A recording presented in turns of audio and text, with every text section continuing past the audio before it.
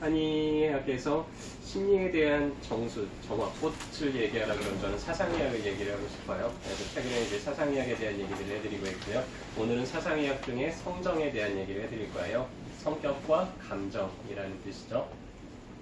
일단은 체질 궁금해하시는 분들 꽤 많습니다. 한의원에 오시면 저는 체질이 뭐예요? 이렇게 묻는 분들이 많은데 대부분 이제 체질에 대해서 많이들 오해를 하시는 게 사상 체질이 체형으로 구별을 한다고 생각하시는 분들이 많아요. 그래서 난 살이 쪘으니까 태음인인 것 같은데요.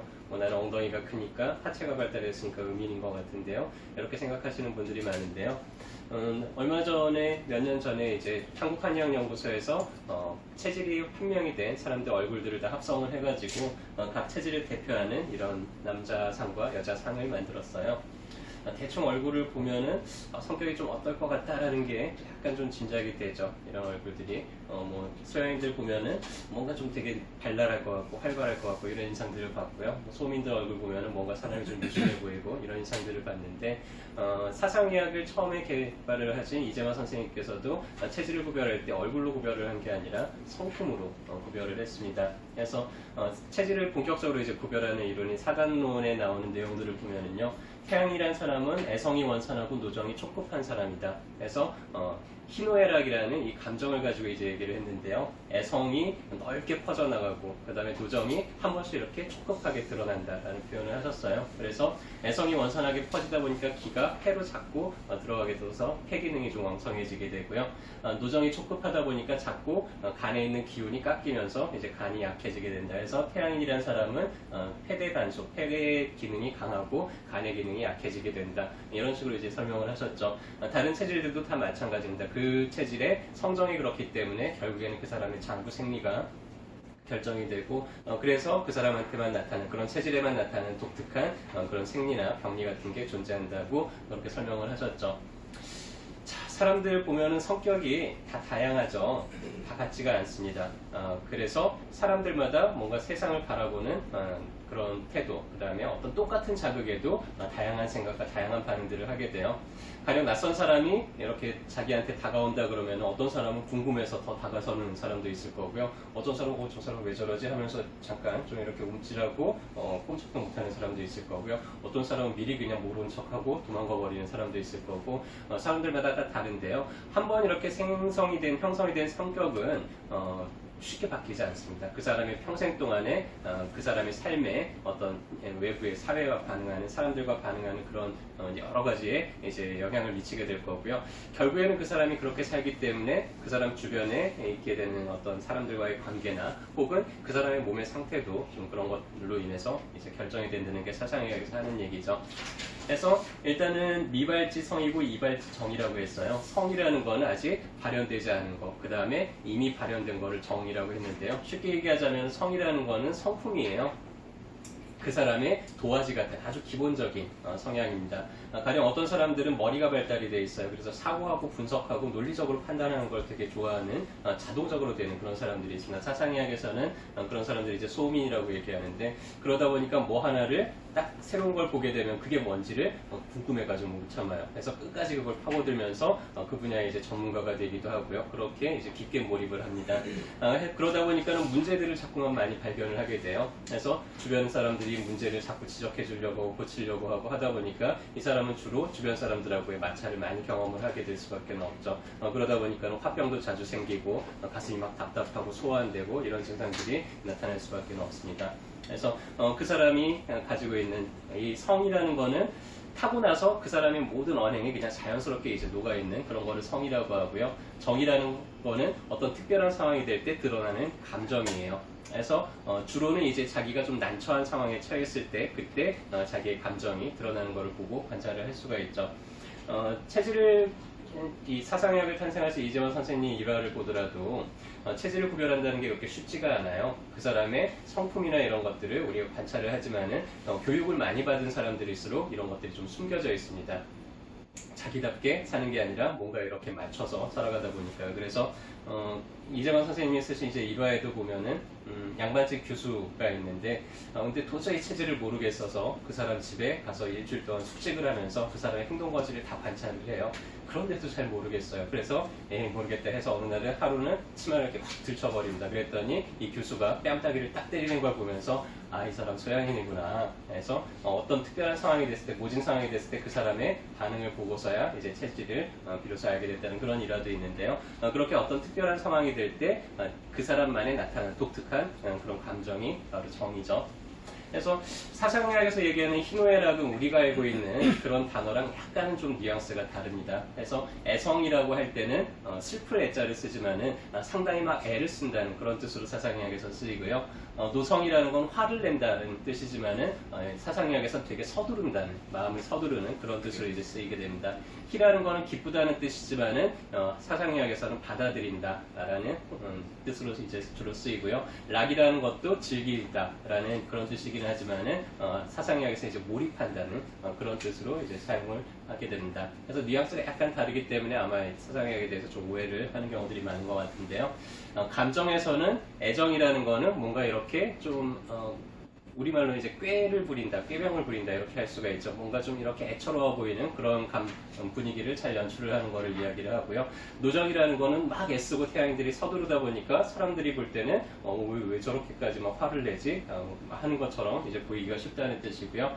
희정이라는 거는 소민들이 뭔가 좀 난처한 상황이 되면 생각이 정리가 안 되거나 결론이 잘 되지 않는 상황이 되면 그냥 하면서 그냥 웃어넘기는 이런 것들을 뜻하고요.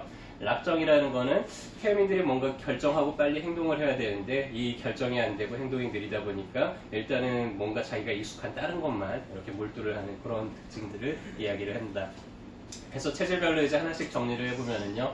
태양이는 애성이 원산하고 노정이 촉급하다 그랬어요. 그래서 애성이라는 게 기본적인 그런 그 사람만의 이런 성품이 됩니다. 그래서 태양이들은 직관적으로 무언가가 문득하고 알아차려지는 이런 직관이 발달한 사람이에요. 그러다 보니까는 뭔가가 좀 이렇게 빠르게 대처가 돼야 될 만한 급한 상황들이 자주 생기게 되고요. 그래서 몸도 마음도 급하게 막 무언가를 추진하려고 하고 남들이 뭐라 그러든지 간에 자기의 직관이 옳기 때문에 자기 직관대로 모든 걸 끌고 나가려고 애쓰는 그런 성품을 나타내고요. 그러다 보니까 설명 자세하게 잘 안 해요. 그냥 무조건 따라와. 내 말이 맞아. 뭐 이런 식으로 하면서 이제 끌고 가기 때문에 주변에 있는 사람들이 잘 따르지를 않죠. 그러다 보니까는 막 억지로 막 야, 너 망할라 그래?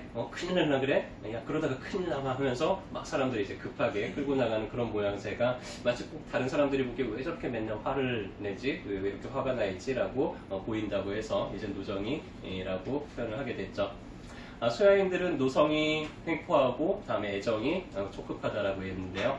소양인들은 일단은 분위기가 많이 발달이 되어 있어요. 눈치가 발달이 되어 있는 사람들이에요. 그러다 보니까는 한번 그 사람이 어떤 자리에 딱 가게 되면 그 자리에 대충 분위기를 금방 파악을 하게 됩니다. 자, 그러다 보니까는 소양인들이 이제 가장 좀 난처한 상황들이 어떤 상황들이냐면요. 자기가 무언가를 책임져야 될 상황들이에요. 그러면 자기가 나설까요? 아니면 다른 사람들이 하도록 이렇게 뒤에서 조정을 할까요? 자기가 책임지지 않으려면 자기가 나서는 게 아니라 다른 사람들이 하도록 이렇게 조정을 하겠죠. 그러니까 소양인들이 상당히 좀 꾀를 잘 내는데 그게 이제 애정으로 표현이 됩니다. 해서 되게 막 그래 내가 할게. 근데 허리가 아프죠. 이렇게 하지만 내가 해야지 그래도 하면은 어때요? 주변에 있는 사람들이 그 사람 보고 하루로 놔두는 게 아니라 됐다 너 쉬어라 내가 좀 해줄게 뭐 이제 이런 식으로 나오게 되겠죠. 그래서 한의원에도 보면은 좀 그런 분들이 있어요. 이제 애정이 발달이 되어 있는 분들은 침놀이를 막 이러면서 되게 막 이렇게 호들갑스럽게 막 이렇게 비명도 지르고 이런 분들이 오는데요. 그런 분들이 이제 애정이 그런 모습들이 이제 애정이죠. 태음인들은 희성이 확장되고 낙정이 촉급하다라고 했는데요. 일단은 태음인들은 좀 판단이나 이런 게 좀 느려요. 대신에 기억력이 상당히 좋습니다. 해서 판단이 느리다 보니까는 일단은 다 기억해 놓고 봐요. 다 그냥 일단은 그냥 그대로 받아들이고 봅니다. 그래서 태음인들은 항상 그런 얘기들 많이 해요. 대화해 보면은 그때 그 사람이 나한테 뭐라 그랬는데 그 자리에서 내가 뭐라 그래야 될지 몰라가지고 그래 그러고 말았는데 집에 와서 돌아와서 생각해 보니까는 내가 바보같이 그때 똑부러지게 말을 못했지. 이런 상황들이 계속 반복이 되는 그런 사람들이 이제 태음인들이에요. 그래서 태음인들이 되게 다른 사람들이 보기에는 속이 좋아 보입니다. 그냥 뭐라고 얘기해도 다 무난하게 다 받아들이고 그렇게 해주거든요. 근데 다 기억하고 있어요. 다 기억하고 있기 때문에 절대로 그게 무난한 사람이 아니고 나중에 어떻게 하다 보면은 그 사람이 또 한번 너 나 예전에도 그랬고 3년 전에도 나한테 그랬었고 너 또 그러는데 하면서 뭐 이제 의가 끊어진다든지 이러기가 쉬워요. 태음인들이 가장 곤란한 상황은 뭔가를 이제 내가 새로운 낯선 상황에 이제 처하는 거를 가장 곤란해합니다. 태음인들은 익숙한 거를 반복하는 거를 가장 좋아해요. 그래서 갔던 집에 또 가고 머리 깎는 것도 항상 같은 집에 가고 물건 사는 것도 항상 그 단골 만들어 놓고 이렇게 하는 거를 좋아하는데 갑자기 새로운 사람을 만나게 되거나 새로운 상황에 처하게 되면은 매우 좀 곤란하고 난처하고 가슴도 두근거리고 막 머리도 하얘지는 것 같고 이런 경험들을 많이 하게 됩니다. 그래서 자기가 해본 적이 없는 무언가를 하려 그러면은요 태음인들은 빠르게 추진을 하지를 못해요. 그래서 뭐 가령 논문을 일주일 내로 제출을 해야 되는데 근데 이걸 어떻게 해야 될지 모르니까 그냥 인터넷으로 계속 바둑만 두면서 어떡하지 그냥 이러고만 있는 그런 거를 우리가 락정이라 그래요. 좋아서 빠지는 게 아니라 그냥 뭔가 머리가 복잡한 상황을 피하기 위해서 무언가 한 가지에 그냥 몰두하는 척하는 그런 거를 이제 락정이라고 이야기를 하죠. 마지막으로 소민은 락성이 심각하고 희정이 촉촉하다라고 했는데요. 락성이라는 거는 즐긴다는 뜻이에요. 즐긴다는 뜻인데 사상이야기에서 깊게 몰입한다라는 뜻으로 쓰이게 됩니다. 그래서 소민들이 되게 이렇게 사람이 좀 온순하고 뭐 약하고라고 착각을 하시는 분들이 많은데요. 실제로 소민들은 되게 좀 적극적으로 행동을 하는 사람들이에요. 그래서 일단은 뭘 하더라도 일단은 열심히 하고 보는 소민들이 가장 힘들어하는 게 결정이 되지 않은 상황들, 마무리가 되지 않은 상황들을 상당히 힘들어합니다. 락이라는 거는 그게 일이 끝날 때까지 계속 파고 들어가지고 그런 끝을 내는 그런 특성들이고요. 그래서 소민들은 뭐 한 가지 시키면 밤을 새서라도 그게 끝날 때까지 하거나 뭐 청소를 한번 하더라도 어떻게든지 이게 끝날 때까지 다 마무리를 해야 되는데 그러지 못하면 계속 뭔가 마음이 좀 불안해요. 그래서 한 가지밖에 생각을 못합니다. 그러니까는 이게 마무리가 돼야지 또 다른 거를 생각을 할 수 있기 때문에 무언가 이거 했다가 저거 했다가 이런 거를 잘 못하게 되고요. 그래서 이 소민들의 인생을 보면은 뭔가 하나에 이렇게 몰두했다가 확 빠져들었다가 또 그 다음에 빠져나와서 또 다른 거에 확 몰두했다가 이런 식의 삶을 살아가는 사람들이 많아요. 그래서 소민들이 가장 힘들어하는 상황들이 상황이 정리가 안 되는, 결정이 안 되는 상황들이에요. 그런 상황들이 불안하기 때문에 근데 항상 그게 결정이 빠르게 되는 게 아니기 때문에 뭔가 내가 이 상황에서 판단이 잘 서지 않으면은 소민들은 이제 희정으로 그 상황들을 모면을 합니다. 그래서 가령 누가 앞에서 이렇게 꽈당하고 넘어져 있어요. 넘어지면 어떤 사람들은 얼른 가가지고 이제 일으켜주려고 하잖아요. 근데 소민은 저 사람은 어떤 사람인데 내가 저 사람을 도와줘야 될까? 아니면은 굳이 내가 그럴 필요가 있을까? 이런 게 상황이 정리가 안 되고 결정이 안 되잖아요. 그러면 그 상황에서 이제 어떤 식으로 반응을 하냐면은 하고 웃어요.